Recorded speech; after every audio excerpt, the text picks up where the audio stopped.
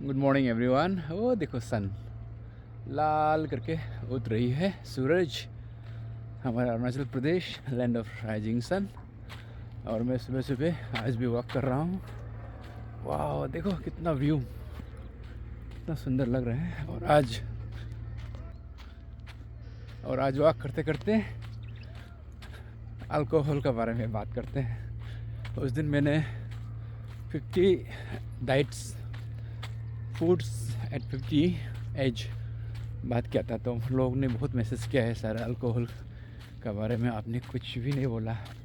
Alcohol कितना पियो और पीना चाहिए नहीं पीना चाहिए, 50 इयर्स में अल्कोहल पीना है कि नहीं पीना, अलग टाइप का है। बहुत सारा क्वेश्चंस हमें पूछा गया है।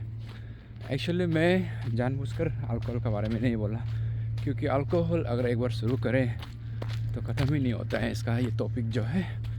इसीलिए मैंने अल्कोहल के बारे में कुछ भी नहीं बोला, क्योंकि अल्कोहल का बारे में आज ही बोलूँगा इसलिए।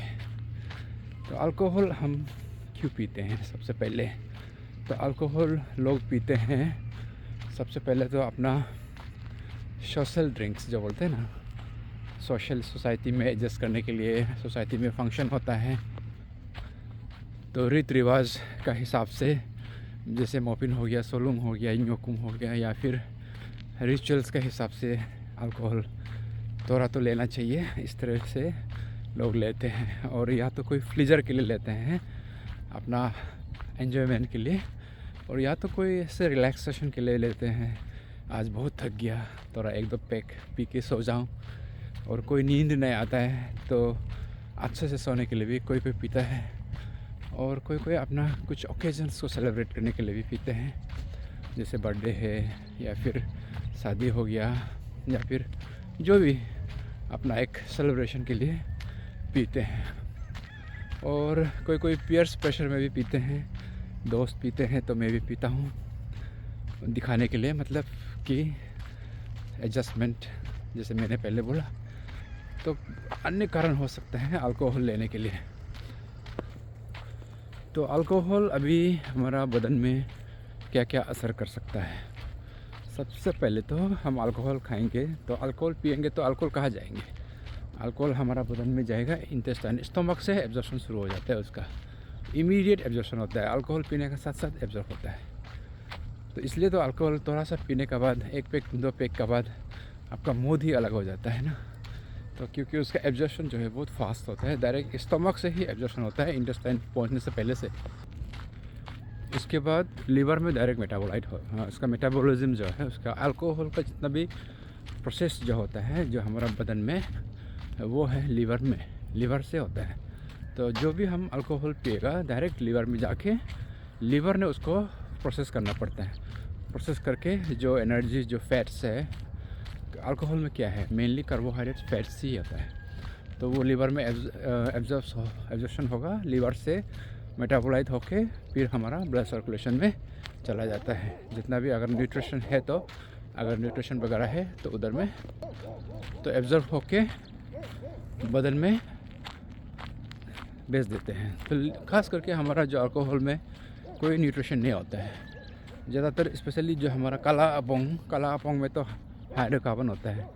हाइड्रोकार्बन और कार्बोहाइड्रेट्स ज़्यादा होता है और फैट्स भी ज़्यादा होता है। और अल्कोहल जो लिक्विड है, फॉरेन लिक्विड जो बोलते हैं, बियर वगैरह, सब में ज़्यादातर फैट्स ही होता है। तो इसमें कोई ख़ास वो आपका बदन को कोई स्पेशल न्यूट्रिशन देगा ऐसा कुछ है ही नहीं है। तो इसलिए, और कोई बोलता है अल्कोहल लेने से हमारा हम तो फॉरेन लिक्विड नहीं लेते हैं, बियर ले सकता है, वाइन ले सकता है, या फिर जो हमारा लोकल जो बनता है काला अपोंग वगैरह, ये सब सेफ़ है, ऐसे कोई बोलता है। लेकिन ऐसा है ही नहीं। Alcohol in any form is harmful, चाहे वो फॉरेन लिक्विड हो, चाहे वो हमारा अपना लोकली मेड राइस बियर हो, या फिर बियर हो, या फिर वाइन हो। हाँ, कुछ ml का डिफरेंस हो सकता है, जैसे कि आप जो कम ml पिएगा तो कम हार्मफुल होगा, लेकिन harmful, all brands are harmful. हम लोग डॉक्टर लोग सब ब्रेन को हार्मफुल ही मानता है। तो अल्कोहल अभी जैसे मैंने कहा, अल्कोहल अभी क्या क्या करेगा। तो नंबर 1, लीवर में जाके मेटाबोलाइज करके मेटाबॉलिज्म करने का प्रोसेस में आपका एंजाइम वगैरह रिलीज़ होता है।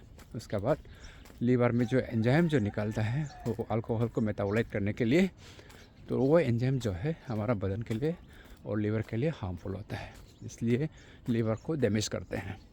तो अल्कोहल का जो फर्स्ट इफेक्ट जो है लीवर में जॉन्डिस हो सकता है, आपका फैटी लीवर हो सकता है, लीवर फूल सकता है, कल को जाके वो सिरोसिस हो सकता है, नॉन रिवर्सिबल सिरोसिस हो सकता है, और आपका लीवर अल्कोहलिक जो लीवर कैंसर जो बोलता है वो भी हो सकता है, लीवर का कैंसर भी हो सकता है। तो इसलिए अल्कोहल फर्स्ट इफेक्ट जो है लीवर को होता है। उसके बाद आपका इंटेस्टाइन में आपका जो माल एब्जॉर्प्शन सिंड्रोम जो बोलता है, आपका एब्जॉर्प्शन जो है आपका हमारा इंटेस्टाइन में जो हमारा खाना पीना को जो माइक्रो न्यूट्रिशन जो है, माइक्रो न्यूट्रिएंट को जो एब्जॉर्ब करते हैं उसका कैपेसिटी को कम करता है उसमें, क्योंकि हमारा जो एंजाइम जो है पेंक्रियास में जितना भी एंजाइम प्रोडक्शन जो होता है डाइजेशन के लिए, तो उसको जो हमारा पेंक्रियास है उसको भी अल्कोहल इफेक्ट करते हैं। इसका वजह से आपका अल्कोहल इंड्यूस पेंक्रियाटाइटिस हो सकता है, पेंक्रियास में इन्फ्लेमेशन हो सकता है, जिसका कारण से आपको डाइजेस्टिव एंजाइम वगैरह उनका मात्रा जो है अल्टर हो सकता है। इसलिए आपको अल्कोहल का वजह से आपका माल एब्जॉर्प्शन नहीं होगा, अच्छा से खाना पीना जो है माइक्रोन्यूट्रिएंट्स ये हो सकता है। उसके बाद अल्कोहल का वजह से आपका जो इंटेस्टाइन का जो मोटिलिटी है और जो गट माइक्रोबायोम जो बोलता है, गट का जो गट को वो करता है, कंट्रोल करता है, जो गट का पेरिस्टाल्सिस जो मूवमेंट है, पेरिस्टाल्सिस कंट्रोल करता है, जो डाइजेशन प्रोसेस में जो भाग लेता है, जो हमारा जो खाना पीना को जो खाते हैं और उसको डाइजेशन करके हमारा बदन में जो न्यूट्रिएंट्स को जो बेचते हैं, विटामिन मिनरल्स को, उसको बोलता है माइक्रोबायोम्स। जो उधर में माइक्रो ऑर्गेनिजम्स ट्रिलियंस रहते हैं, जो उसका जो मात्रा में अल्टर करते हैं अगर आप एक्सेसिव अल्कोहल यूज़ करेगा। तो ऐसा करके आपका जो गट माइक्रोबायोम को अल्टर करेगा और आपका जो गट का जो स्टेटस है वो भी अल्टर हो जाएगा। आपको इंडाइजेशन होगा, फूला लगेगा, वोमिटिंग टेंडेंसी होगा, आपका जो डाइजेशन करने का जो कैपेसिटी है वो कम होगा अल्कोहल यूज़ करने से।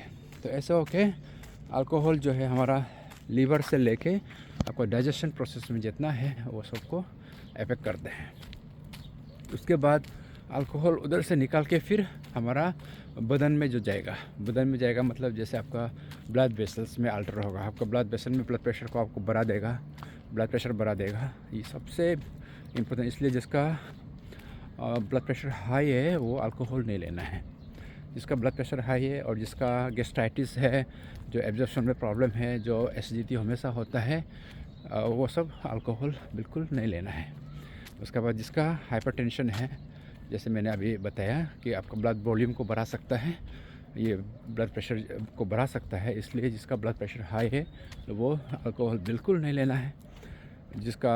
उसके बाद जैसे पेंक्रियास को मैंने बोला, तो पेंक्रियास से हमारा इंसुलिन निकालता है, जिसका इंसुलिन में अफेक्टेड है, जो जिसका डायबिटीज़ है वो बिल्कुल नहीं लेना चाहिए। आपका शुगर लेवल में अल्टर हो सकता है, अल्कोहल से आपका शुगर लेवल अल्टर हो सकता है, आपका कॉम्प्लिकेशंस हो सकता है, स्ट्रोक हो सकता है। तो इसीलिए आपको अल्कोहल, जिसका डायबिटीज़ है वो बिल्कुल लेना नहीं है, अल्कोहल को छोड़ देना है। उसके बाद अल्कोहल जाके हमारा नर्वस सिस्टम में भी इफेक्ट होता है। हमारा जो नर्व है, जो न्यूरॉन्स है हमारा ब्रेन में इफेक्ट होता है। इसलिए तो अल्कोहल पीने के बाद आदमी पागल हो जाता है ना, आदमी का जो बोलने का स्पीच स्लर्ड स्पीच हो जाता है, आपका जो लैक ऑफ कंसंट्रेशन होता है, और आपका ब्रेन में एज सच आपका ब्रेन को इफेक्ट होता है। तो इसलिए अल्कोहल पीने के बाद आदमी गाड़ी नहीं चलाना है, जो मशीनरी ऑपरेट करने जा रहा है वो भी अल्कोहल पीने के बाद नहीं करना है। तो और जो आप ऑपरेशन करने जा रहा है, डॉक्टर है या फिर कोई भी जो जहाँ पे स्किल चाहिए आपका हाथ का, वो जो ऑक्यूपेशन में है वो सब अल्कोहल यूज़ नहीं करना होता है।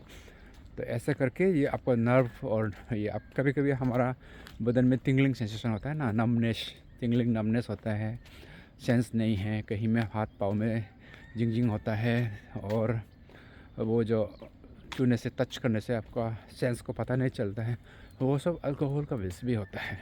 और जो जो ये एक्सपीरियंस कर रहा है मल्टीविटामिन डिफिशिएंसीज, जो न्यूराइटिस वगैरह, जो नर्व को अफेक्ट वाला जिसका डिजीज़ है, वो सब अल्कोहल बिल्कुल यूज़ नहीं करना है। तो एज सच अल्कोहल हमारा बदन का एवरी पार्ट्स में इफेक्ट होता है, इसलिए अल्कोहल नहीं लेना है। और जिसका जॉइंट पेन है, यूरिक एसिड, जिसका यूरिक एसिड हाई है, जॉइंट में इफेक्ट हो रहा है, उनको भी अल्कोहल बिल्कुल नहीं लेना है। तो ख़ास करके किस किस को नहीं लेना है अभी जैसे मैंने बताया है। और ये इन एडिशन टू दिस जिसका प्रेगनेंसी में है, स्पेशली वुमेन पॉपुलेशन के लिए, वुमेन और मेल का दोनों का कंपैरिजन में वुमेन का जो अल्कोहल डाइजेशन सिस्टम जो है वो कम होता है मेल से इन कंपेयर टू मेल। इसलिए वुमेन को ज़्यादा अल्कोहल नहीं लेना चाहिए, कम लेने से भी वो उनको ज़्यादा इफेक्ट होता है। इसलिए अल्कोहल वुमेन, स्पेशली जो वुमेन फोक है, वो अल्कोहल बिल्कुल नहीं लेना चाहिए। अगर लेना भी है तो मेन से कम लेना है, ऐसा मानता है। उसके बाद जो जिसका प्रेगनेंसी है, जो बच्चा पेट में अगर बच्चा है तो वो तो बिल्कुल नहीं लेना चाहिए, क्योंकि वो बच्चा को भी अफेक्ट करेगा और माँ को भी अफेक्ट करेगा। उसके बाद जिसका फीडिंग कर रहा है, ब्रेस्ट फीडिंग कर रहा है, वो भी बिल्कुल नहीं लेना चाहिए, क्योंकि वो भी बच्चा को भी अफेक्ट करेगा आपका दूध से, माँ का दूध से। तो इसलिए जो फीमेल जो है ब्रेस्ट फीडिंग करता है, वो अल्कोहल बिल्कुल नहीं लेना चाहिए। उसके बाद जो अल्कोहल और स्मोकिंग दोनों कंबाइन करते हैं, वो तो और भी ज़्यादा प्रॉब्लम है। उसके लिए तो लंग कैंसर से लेके आपका, हम लोग उसको बोलता है सिनर्जिस्टिक इफ़ेक्ट। सिनर्जिस्टिक इफ़ेक्ट माने दोनों मिलके आपको बदन को अफेक्ट कर रहा है, अल्कोहल और स्मोकिंग।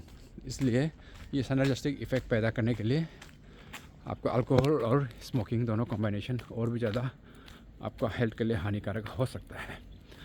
और ऐसे होके ये अल्कोहल जो है बिल्कुल नहीं लेना चाहिए। और कोई लोग पूछता है ना, 1 पैक 2 पैक लेने से कोई प्रॉब्लम नहीं है।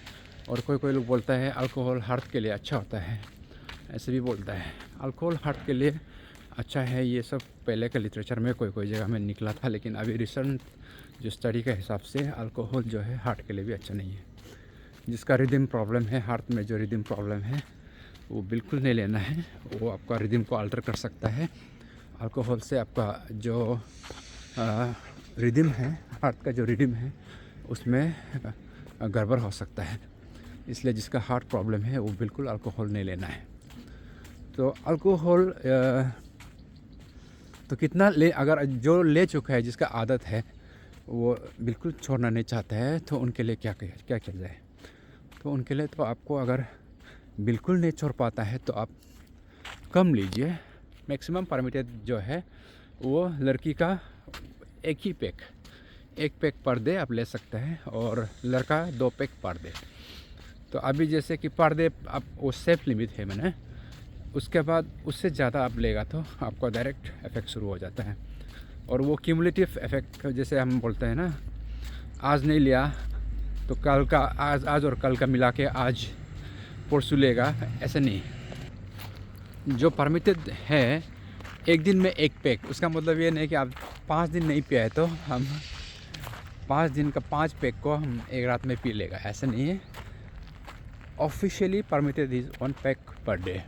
और हो सकने से आपको पीना ही नहीं है, अगर आप आदत पड़ गया आपको पीना ही है, ऐसा होने से only 1 pack is permitted for female and 2 pack for male.